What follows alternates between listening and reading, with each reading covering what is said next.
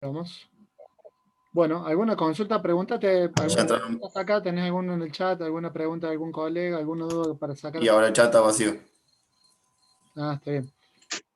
Bueno, ¿alguna pregunta, muchachos? Rápidamente, así cortita. ¿Tenemos bien hasta acá? ¿Todo bien? Habiliten el micrófono o escriban por el chat, cualquiera de las dos. Bueno, ¿estamos entonces? Ajá. Creo que Sigamos. Bueno, decía la hora solar pico, justo se me cortó. Lo que vemos ya sea en el grafiquito que está marcando Martín o en la parte de arriba de la izquierda, eh, eso es lo que veíamos antes, de la campana de irradiancia o irradiación que tenemos en un día. ¿Sí? Como es muy difícil o muy engorroso sacar la cantidad de horas que vamos a tener de sol en un día, entonces eso a través de unos cálculos matemáticos integrales y derivadas y qué sé yo, se baja a una constante. ¿Sí? Toda esa curva se hace un rectángulo, como se ve abajo, y la parte superior nos va a dar la cantidad de horas solares que tenemos por día. Bien. Fíjense que en un día totalmente soleado vamos a tener un tipo de campana. Si está nublado, obviamente vamos a tener menos horas y va a ir fluctuando bastante durante el día. Y un día, ahí dice chubasco, un día de lluvia prácticamente no vamos a tener nada, vamos a tener muy pocas horas. Las horas solares pico nos van a servir para después sacar los cálculos. Se sacan todos en horas solares pico porque es mucho más sencillo que andar haciendo la integral de todo eso. Mm. Acá la aclaración, Fede, rápidamente, ¿no? Sí, Un día soleado te da aproximadamente un promedio de 5 o 6 horas solares pico, por eso la campana es tan extensa de las 6 hasta las 6 de la tarde. Un día medio nublado te da 2 horas y media aproximadamente, por eso cambia el gráfico. Y después tenés un día de lluvia o nublado, aproximadamente 1 hora. Eh, Quería aclarar esto. Cuando se dimensiona el sistema hay que tener en cuenta y hay que fijarse en la zona donde se va a instalar el tema de ver cuántos días aproximadamente al año tenés nublado, ¿no? Eso seguilo vos al tema, pero para recordarte eso como comentario. sí, ahí preguntaban que ya le respondió Jorge que si se puede una vez instalado el panel se puede medir la potencia que recibe. Hay inversores que ya te van diciendo la potencia que tenés y si no una forma, además del solarímetro, como dice Jorge, una forma de medir es directamente, lo tenés que hacer con un multímetro que son True RMS. Sí, te dan la potencia en el momento instantáneo, porque sobre todo vos estás midiendo continua. Entonces, un multímetro cualquiera que vos consigas o compres, sobre todo los chinos baratos, te van a dar prácticamente cualquier cosa. Entonces vos con eso medís ya sea tensión o intensidad y ahí sacas la potencia. Los multiplicás y terminás sacando la potencia. Igual los paneles no te va a dar mucha más potencia a la que te dice que prácticamente te van a dar esa potencia como máximo. De ahí para abajo, depende cada panel en una potencia, pero de ahí puedes sacar como la potencia pico que te puede llegar a dar un panel. Bien, Bueno, ahí empezamos un poco con lo más lindo, con los componentes. Dale, bien. Tincho. Rápidamente, los sistemas fotovoltaicos se pueden diseñar con potencias que arrancan desde los 12 volt, con sistemas de 12 volt, de 24 o de 48. Ya vamos a explicar más adelante de dónde sale esto y cómo se configura. Básicamente, los componentes de una instalación fotovoltaica, bien, los paneles, ¿sí? Los bancos de batería donde se almacenan en el off-grid es mucho más común.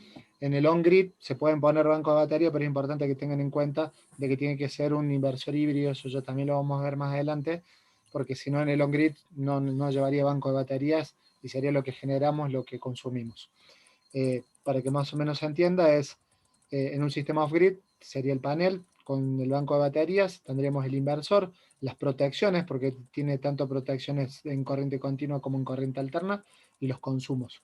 En el sistema on-grid o en el sistema on-grid híbrido, llamémosle de alguna manera, en el que el inversor es híbrido, tenés el panel, también las mismas protecciones, tenés los bancos de baterías, el inversor regulador, las protecciones en corriente alterna y el consumo que tiene el sistema. ¿Está bien?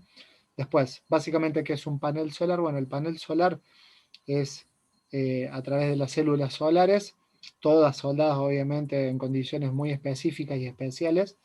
Es el que genera desde la energía solar, de lo que recibimos como energía solar, lo transfiere, digamos, al regulador y después se convierte en energía eléctrica. Eh, los módulos fotovoltaicos básicamente se pueden dimensionar de la siguiente manera. Los de 36 celdas aproximadamente vas a tener un valor o una corriente nominal de voltaje de 12 volt, y los de 72 celdas vas a poder llegar a generar hasta 24 voltios. Eso ya lo vamos a ver un poquito más adelante, pero básicamente lo que queremos mostrar es el tipo de panel, y los paneles ya vamos a ver qué tipo de configuración tienen, y eso también va a variar en el costo de los paneles, ¿sí? Lo otro que sigue es un desglosado del panel. Básicamente está compuesto por el marco de aluminio, un cristal encapsulado, ¿sí? La celda, dichamente propia del equipamiento, una cubierta posterior y una caja de conexiones donde nosotros vamos a después generar el dimensionamiento de cuántos paneles, el interconexionado de ellos, etc. ¿Está bien? En la que viene, podemos ver, pusimos los amorfos, tiene tres tipos de componentes la célula fotovoltaica. Una que está compuesta por un interior amorfo, después vamos a ver el monocristalino, que es el más puro y el mejor, el que mejor rendimiento nos da, y el policristalino, que es, ya lo vamos a ver en un ratito, el que, digamos, el más común y el más barato. ¿Está bien?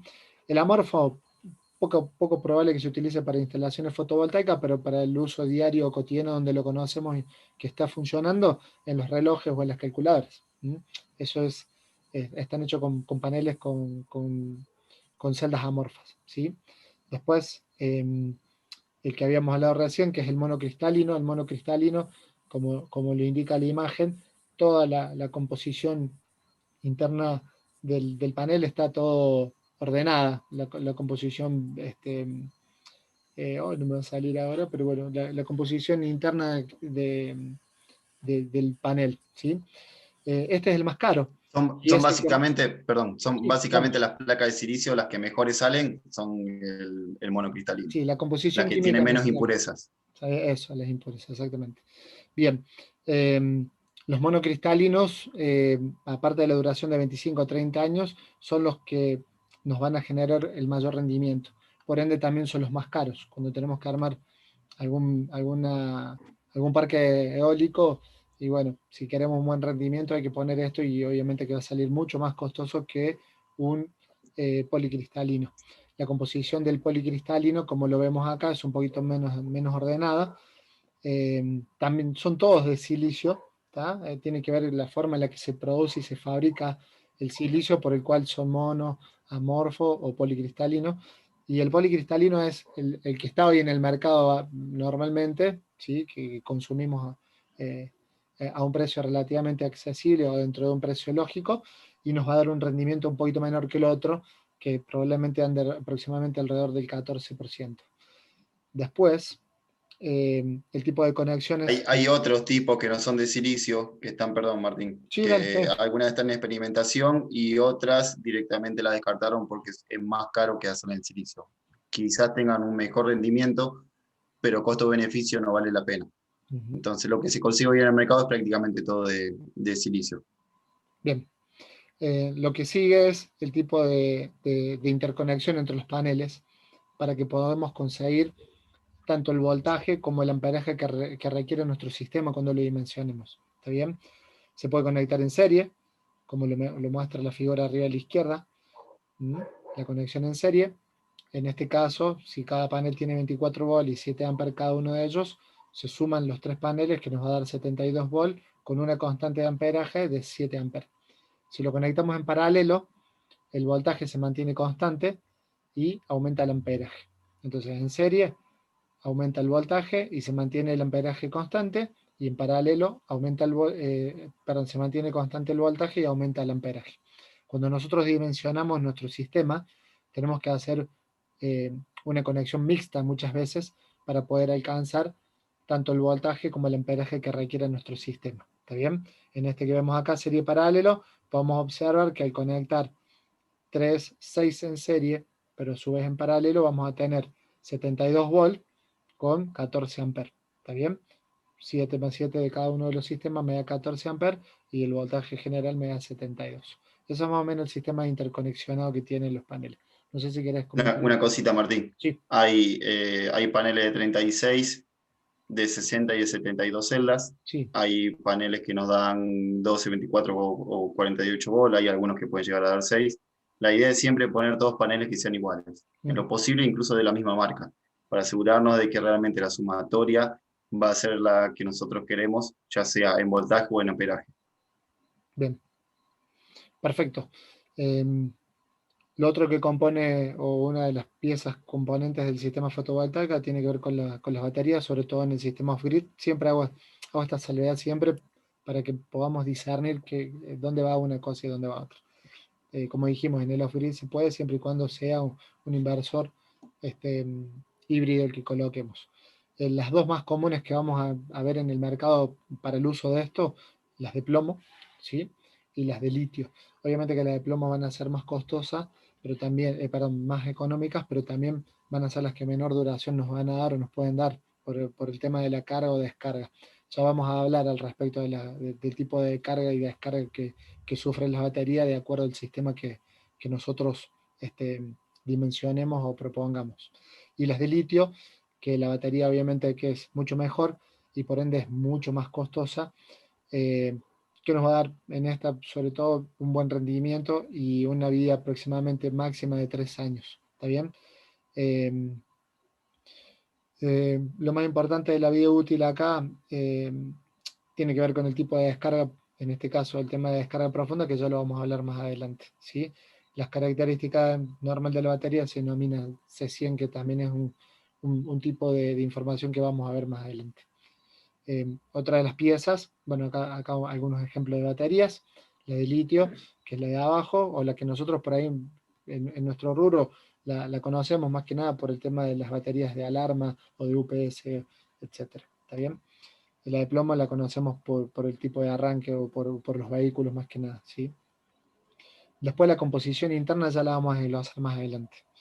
El tipo de la etapa de carga de la batería, la primera etapa de carga, el voltaje se hace elevado, la corriente se mantiene constante hasta que llega a la instancia de absorción. En la instancia de absorción el voltaje fluctúa un poquito, baja la corriente y pasa a la etapa de flotación, ¿sí? En la cual se mantiene el voltaje y se mantiene el amperaje. La etapa de ecualización no se da siempre en todas las baterías ni en todos los sistemas, pero es una alternativa más para que después lo veamos. Pero tiene una etapa más que es la de ecualización, en la cual también se eleva un poquito el voltaje y un poquito el amperaje. ¿Está bien? Es básicamente el tipo de etapas de carga de una batería. No sé si querés hacer alguna aclaración acá, Febos. No, que eso no importa qué tipo de batería sea, sino que la etapa de carga, ya lo vamos a ver con los reguladores, es el que se encarga de cargar las baterías. Pero bueno, cómo va jugando, por decirlo de alguna manera, entre el voltaje y la corriente para que la carga sea la que corresponde. En lo que es flotación, lo que hace es mantener, ya una vez que llega al 100%, de mantener la carga al 100%. Y lo que es la parte de ecualización, que ahí lo pone, se recomienda hacérselo cada X cantidad de tiempo a las baterías, pero es más que nada como darle una inyección, como para que trabaje bien y no se descargue tan rápido. Es un tipo de reseteo que se puede hacer no todo el tiempo, para una X cantidad de veces, pero bueno, la ayuda sobre todo a la vida útil. Bien. Bueno, hasta acá entonces vimos los paneles, la composición de los paneles, vimos las baterías y vimos el tipo de interconexión. Lo que sigue en el sistema fotovoltaico es el tipo de conexión de banco de baterías, que es muy similar en formato de conexión a lo que vendría a ser los paneles. Tiene conexionado en serie, conexionado en paralelo y serie en paralelo. ¿Está bien? Esto nos va a permitir a nosotros después dimensionar la cantidad de energía que queremos acumular de acuerdo a lo que queramos dimensionar. Y es importante tener en cuenta que el banco de baterías en el sistema off-grid va a ser el que nos va a dar la cantidad de horas de consumo que nosotros necesitemos cuando nos generemos. Normalmente los bancos de batería se dimensionan para los días nublados o para las horas del resto del día que nos haga falta mantener nuestro sistema funcionando cuando no tenemos generación por parte de los paneles, ¿sí? Eh, Después lo vamos a ir viendo, pasa algo similar como con los paneles, ¿sí? Si lo conectas en serie, se suma el voltaje, si los conectas en paralelo, se suma el amperaje, y si conectas el sistema eh, mixto, se suman ambos, ¿sí? Eh, y acá pasamos a la parte de regulador y esto lo va a explicar un poquito mejor Fede cómo funciona y trabaja. Bueno, pásame a la otra. El regulador es el que se encarga, como la palabra lo dice, de regular, pero sobre todo lo que regula es la carga de la batería. ¿Sí? Lo que salga de lo que me esté entregando el panel va directo a un regulador. Ya hoy en día prácticamente los reguladores se pueden conseguir como tal, digamos, como el artefacto regulador, sino muchos inversores nuevos ya tienen su propio regulador adentro. Pero es un equipo que no puede dejar de estar en un sistema. Es el que hace que toma la corriente continua de los paneles y me lleva esa corriente a las baterías, ¿sí? Entonces, las etapas que mostraba antes Martín, en lo que se encarga de hacer ese movimiento entre voltaje y amperaje para que las cargas de la batería, es justamente el regulador, el que las va a ir cargando y nos va a mantener, llegado el caso, la carga. Si a su vez, si estamos descargando las baterías y llega un momento en el que se descarga prácticamente completa o se puede configurar cuánto uno quiere que se descargue la batería, es el regulador el que no solo se encarga de inyectar la batería, sino que de tomar, y va a llegar un momento en el que va a decir basta, de esta batería no sale más potencia. A ver, seguía la otra de Tincho. Bueno, es una conexión de un regulador solo, ¿sí? De los paneles, entra la corriente al regulador, de ahí sale a las baterías, y ahí nos pone que también puede llegar a ser una carga. En el caso que lo saquemos de un regulador directo a una carga, esa carga sí o sí debe ser de corriente continua. El regulador no larga corriente alterna. Entonces, solamente se puede poner alguna lamparita o algo que trabaje con corriente continua.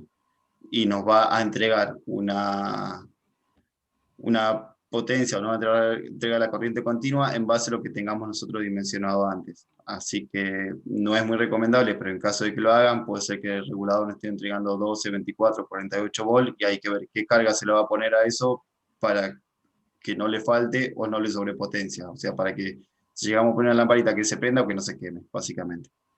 Seguir dicho con otro.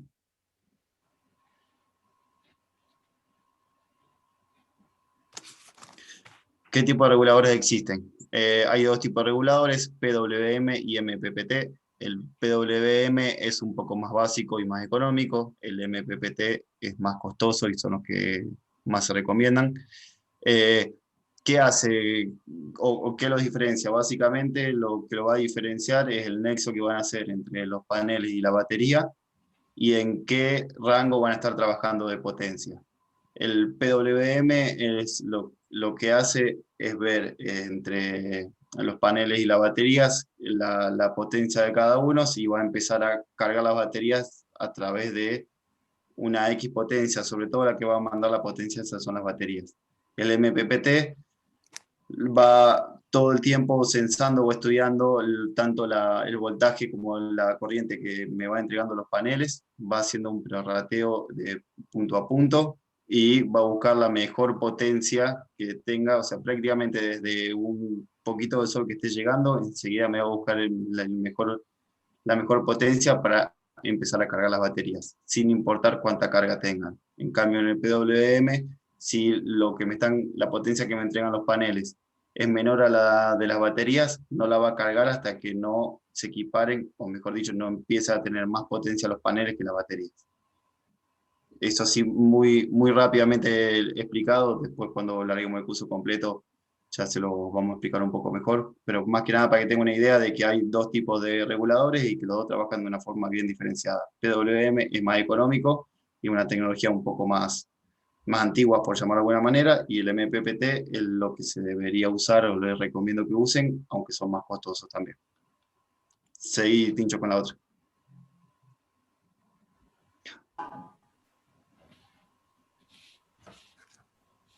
Que es el esquema de conexión acá ya estamos en inversores, perdón. Bueno, un inversor. ¿Qué hace el inversor? Básicamente toma la corriente continua y la transforma en alterna, ¿sí? Es un conversor de corriente. Ahí hay un pequeño esquema, hay otro tipo de esquema, pero este es uno más sencillo. Este es de los más comunes, por decirlo, no más sencillo, el más común. Tenemos el módulo, pasa al regulador, el regulador va a cargar las baterías y la potencia que yo le pida o la que me haga falta me la va a entregar el regulador al inversor y el inversor ya sale directamente en alterna. ¿Qué sigue, Tincho? La otra que no me acuerdo qué era. La más simple. Bueno, La el otro esquema diferencia. el otro esquema. En este voy a tener los paneles que me van a entregar el regulador. El regulador va a cargar las baterías y el inversor todo el tiempo va a estar tomando las baterías, ¿sí? Entonces, en este caso yo voy a estar, en el caso anterior, una vez que la batería está cargada, el regulador no le va a entregar más carga a las baterías, ¿sí? Solamente lo va a mantener en la etapa de que estén todo el tiempo Flotación. cargadas, en la anteúltima etapa, la de flotación, y todo el resto de la potencia, en caso de que me haga falta, me la va a entregar directa al inversor. En el otro esquema, lo que hace el inversor es estar tomando todo el tiempo de las baterías, ¿sí? Entonces el regulador va a estar todo el tiempo cargándolas mientras yo le esté pidiendo potencia a las baterías.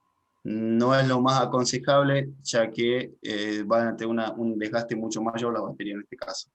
Es una opción válida, pero no es para nada recomendable, ya que, como les decía antes, estoy todo el tiempo tomando las baterías, entonces el regulador tiene que estar todo el tiempo cargándolas, y no voy a tener una etapa en la que las baterías estén prácticamente al 100% cargadas. Importante que aclarar esto, ¿no? Lo que decías recién vos, este sistema es más viejito, por ende es mucho más económico, pero también hay en el mercado y está bueno que los colegas lo vean y lo sepan por qué es con respecto al anterior, ¿no? Que va a ser algo un poco más costoso cuando hablemos de precios.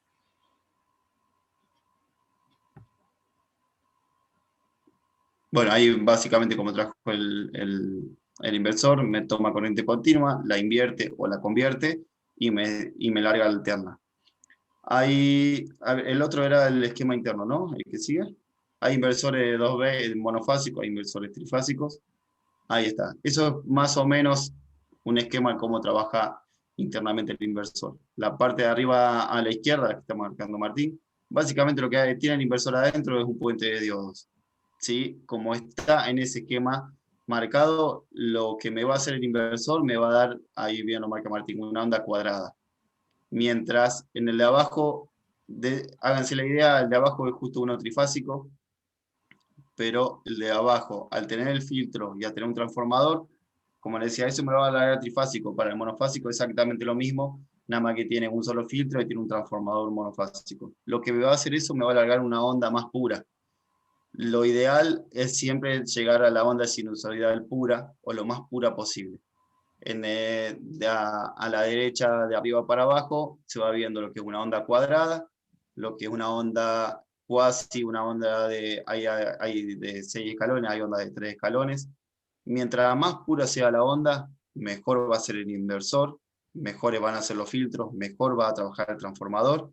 ¿Y eso qué me hace? Que yo le pueda entregar esa corriente a cualquier carga. Sí, se la Fede, puedo entregar a cualquier... Sí, una no sé sola quién habló. cosita, Jorge, lo mencionaste Ah, antes para los sí, colegas.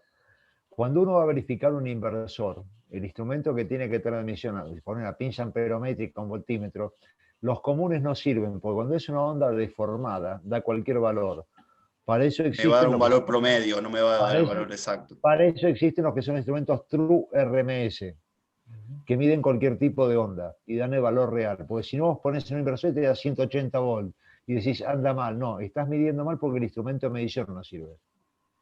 Sí, gracias Jorge. Lo que le decía antes, una onda cuadrada que hay los inversores más viejos, los más económicos, dan onda cuadrada o onda de tres ciclos o de 6. Solamente nos va a servir para una lámpara o para prácticamente cualquier cosa que no tenga motor, porque si yo a un motor le entrego le entrego corriente con una onda cuadrada, me lo va a quemar. De paso, los que no son de sinusoidal pura tienen muchísimos armónicos. ¿Qué me va a hacer eso? Primero, no me va a entregar no solo que no me va a entregar una buena onda, sino que voy a perder muchísima potencia con esos armónicos y la verdad que anda muy feo. Solamente nos va a servir para, como les decía antes, para una lamparita y un par de cositas más que no tengan motor. Hoy en día prácticamente todos tienen motores y mientras más pura sea, menos armónicos tiene, entonces la eficiencia va a ser mejor y la potencia que me va a entregar va a ser realmente esa potencia. Bien, perdón que me vuelvo. Perdón que Sí, Tincho. acá en el off-grid, acá más o menos hicimos una comparativa. En el off-grid vamos a tener 12, 24 y 48 volts de corriente, ¿sí? Que nos van a entregar el inversor, nos va a entregar a la salida 230 a 380, ¿sí? En corriente continua, ¿verdad? En el off-grid, y corriente alterna. Y en el on-grid vamos a tener corrientes continuas de 200, 400, voltajes en corriente continua, voltaje de 200, 400 y 600 volts. ¿Está bien? Lo mismo nos va a entregar los 230 a 380 si es trifásico, pero cambia la cantidad de voltaje que podemos generar con uno y con otro. Está bueno que esto lo puedan tener en cuenta los colegas. Y en el on-grid es importante tener en cuenta que no vayan con batería, ¿no?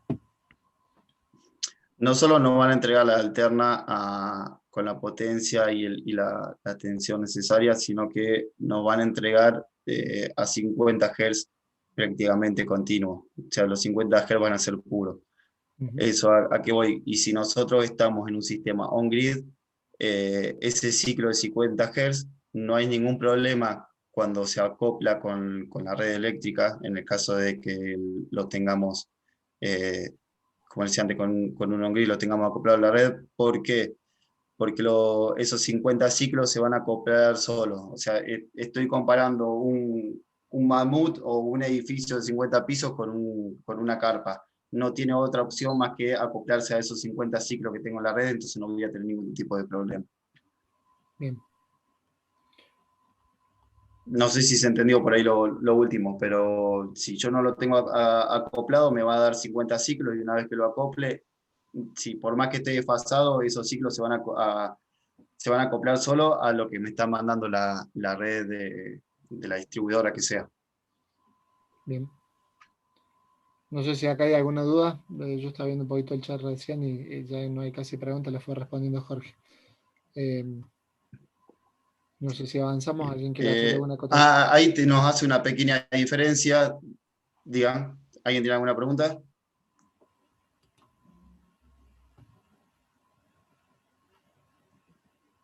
Están todos mudos, se fueron. No somos 20.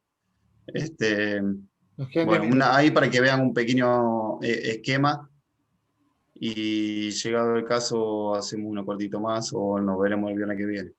¿Está bien? Como quiera vos, Martín. No, yo no tengo problema. Los colegas que nos digan cómo vienen y si más o menos están entendiendo, si está siendo claro, si hay cosas que no están entendiendo, si quieren perder O sea, 40 lo minutos que más, sigue de esto ya es avanzamos un un poquito poco más, no hay problema. lo que sigue de esto es el dimensionamiento, ya es algo ya un poquitito más lindo. Pero digan ustedes si quieren, con lo de Mamú quedó clarísimo, me encantó. ¿Quieren que hagamos uno más si se corta? Eso pregunto, que nos digan los colegas si vamos a estar los 20, ningún problema. Si no, bueno, lo dejamos acá, hasta donde lleguemos.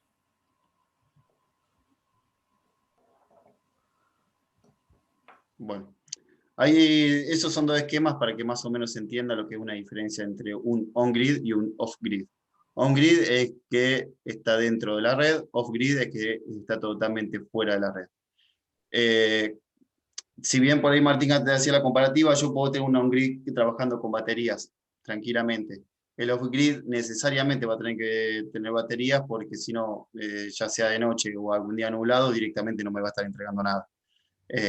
Igualmente hay sistemas off-grid, como por ejemplo para bombas solares, que por lo general no tienen baterías y uno bombea cuando tiene sol.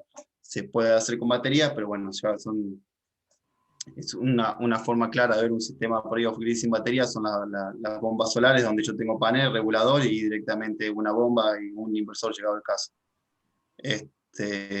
A ver, si a la otra sí le vamos haciendo un poco las comparativas entre uno y otro. Bueno, este es un caso, como dice arriba, donde yo tengo energía solar mayor al consumo, ¿sí? Yo tengo mis paneles, me están dando más potencia de la que yo estoy consumiendo. En el de la izquierda, que tenemos un sistema on-grid, yo voy a tener los paneles, llegado el caso me cargan las baterías, me van a estar dando potencia a la carga que yo que tenga mi sistema andando en el momento, y lo que sobre me lo puede tirar a la red. En cambio, en un sistema off-grid, yo voy a tener el sistema que va a cargar las baterías si es necesario, me va a dar potencia para todas las cargas que yo le vaya acoplando a ese sistema, y ahí se termina mi sistema. No le puedo entregar a la red porque yo no lo tengo funcionando o armado para que le entregue potencia, para venderle o entregarle energía a la red. Este sería el mejorcito de los casos, ya sea on-grid o off-grid, en el que yo estoy generando más energía de la que estoy consumiendo. Si yo tengo un consumo mayor a la energía que estoy generando. En el caso de on-grid, mi sistema va a estar generando, como no llego en el caso de que tenga batería, como no llego con lo que me está produciendo el sistema a darle potencia a las cargas que tenga, me puede tomar de la batería o me puede tomar de la red. Siempre me va a estar tomando lo que genere mi sistema, y a su vez lo restante o lo que me está faltando me lo va a tomar directamente la red. Pueden funcionar los dos en paralelo. En cambio, en el sistema off-grid, como yo no lo tengo acoplado a la red, o sea, estoy acoplado a la red, pero no estoy devolviéndole nada. Entonces, en ese caso, mi sistema, llegado el caso, si tengo las baterías descargadas, me va a cargar las baterías, y como yo le estoy pidiendo más de lo que realmente me puede brindar el sistema, el inversor hace un corte porque no me puede dar toda esa energía que yo le estoy pidiendo, y automáticamente me empieza a tomar energía de la red.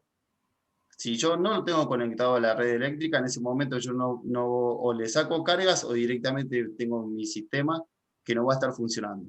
Si estoy acoplado a la red, pero no con los inversores bidireccionales, o no lo tengo, lo puedo hacer directamente con un sistema de térmicas que bajo una y subo la otra. Entonces tengo mi sistema aislado por un lado y por el otro tengo la opción de tomar de la red. En ese caso, que mi consumo sea mayor a lo que está generando el sistema solar, directamente en mi sistema solar, llegado el caso, carga las baterías, si es necesario, y si no, los paneles están generando lo poco y nada que generen, y queda ahí, y todo lo que yo necesite para mis cargas, para mi consumo, lo voy a tomar absolutamente todo de la red. ¿Se entendieron más o menos hasta ahora la diferencia? Sí, sí, sí. Están quedando 5 minutos. Bien, por lo menos uno sí. Bien, van 2. Pásame al otro, creo que te toca a vos, Martín, si no lo explico yo rápido, como quieras. No, dale. Dame un segundo. Esto es sin generación. Bueno, sin generación, cuando tenemos un día nublado, obviamente que los paneles no están produciendo nada. Es importante volver a aclarar esto. El on-grid, inversor híbrido. En el on-grid convencional, digamos, que el inversor sea solamente para que no sea híbrido en este caso, no va a haber banco de batería. ¿Está bien? Entonces, la relación es directamente entre el sistema y la red. Acá lo hicimos completo como para que ustedes lo puedan entender, ¿sí? En el caso que yo no tenga generación, directamente tendría que tomar todo mi consumo de la red y listo. En el caso de que tuviese un sistema híbrido como es acá, voy a consumir de mis baterías, y cuando se agote, agotar no significa agotar el 100% de las baterías. Ya vamos a explicar cómo se configura la batería cuando nosotros tenemos que dimensionar el banco, y cómo vamos a hacer rendir la batería y el banco de batería. Eso tiene un porqué, tiene una forma de dimensionarlo. En este caso, agotar la batería es agotarla hasta el mínimo que nosotros la necesitamos, que normalmente se le deja un 20%, ¿sí? O sea que se consume un 80%, un 20% quedaría de carga, porque si no, obviamente agotaríamos la batería o la liquidaríamos totalmente. Entonces, bueno, en este caso, o consumimos de la batería hasta que se agote lo que yo tengo dimensionado o cargado en el inversor, o consumo directamente de la red. En el off-grid, al no tener generación, voy a agotar mi batería y no voy a tener más nada, así que voy a consumir absolutamente todo de la red. En el caso de sin generación, con un consumo inferior en mi domicilio, donde yo esté, bueno, va a pasar que voy a consumir directamente lo poquito que entre y lo que tenga en lo de baterías, y no voy a consumir de la red porque el consumo no es mayor, así que con lo poquito que me genera el panel más lo que yo tenga en mi banco, va a bastar para mi consumo. En el off-grid, bueno, vamos a utilizar todo lo que tenga las baterías, y de ahí voy a sacar toda mi carga, ¿sí? Mi consumo. Tampoco voy a consumir de la red porque se supone que tengo dimensionado el banco, como lo hablamos anteriormente. Cuando nosotros hacemos un sistema off-grid, tenemos que contemplar X cantidad de días nublados de lluvia al año, para que cuando suceda la no generación, porque el día no lo permite, bueno, yo de mi banco de batería pueda darme la energía que necesito para mi consumo. No sé si hasta acá querés hacer algo. Volvé un segundo al anterior, Martín. Sí. ¿Qué te quedó pendiente? Una más. Una más. En esta, a la izquierda, que Sí. yo no tengo generación y el consumo es superior a las potencias de la batería, igual en la que sigue lo mismo.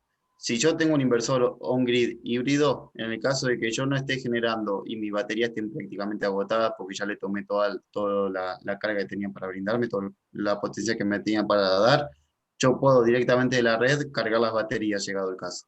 Exacto. Eso es algo que está bueno para tener en cuenta. Si es de noche, por ejemplo, y yo ya agoté toda la carga de mis baterías, yo puedo tranquilamente, con lo que me viene de la red, cargar las baterías.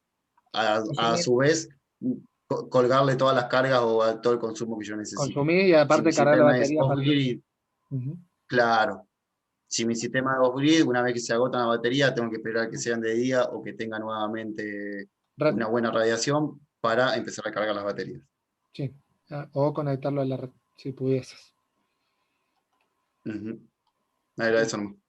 Bueno, y acá pasamos a la última etapa y nos queda un minuto, así como vamos a avanzar un poquito y van a quedar cosas pendientes. Lo importante acá es el tema en el dimensionamiento, es que hay que tener unas cuantas variables en cuenta. Una de ellas es la ubicación, el consumo que voy a tener en el lugar, todo lo que yo quiera consumir. Hay muchos kits en el mercado que se venden estandarizados y te dicen, y che, ¿qué puedo poner acá? Y puedo poner 2 lámparas, la heladera y el tele. Bueno, nosotros tenemos que saber dimensionarlo a esto de acuerdo a lo que el cliente necesite. Para eso vamos a hacer nuestro trabajo.